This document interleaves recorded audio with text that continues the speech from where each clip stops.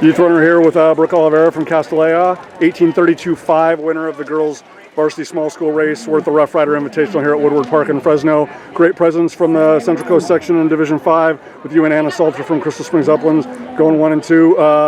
Just talk to me about how vital the second mile was for you, and then your ability to really kind of keep pushing the momentum from there, Brooke.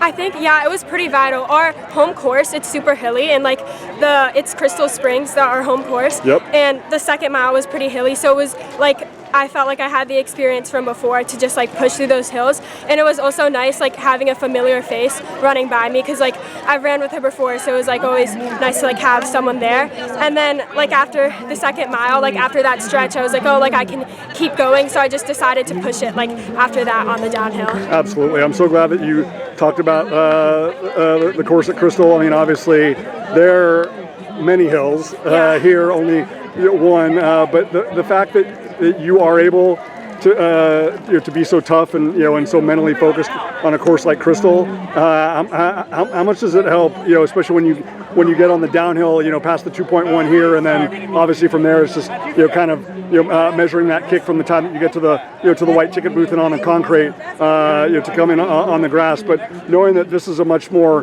flat finish, obviously, in comparison to the uphill at Crystal, what does that do for you, mentally, just to kind of get you locked in at the end? I think it really helps. This was my first time running this course, so it was nice knowing that on the last mile it wouldn't be as tough as the Crystal mile, which is almost totally uphill. So I was if I did Crystal, I can do this. There's no more big hills. So I was just trying to push through with and keep that mentality. I knew it was obviously your debut on this course. 1832.5 is absolutely phenomenal, but obviously there was a little bit of confusion. Probably would have been sub 1830 through nothing on you. They needed to do a better job of giving you proper directions.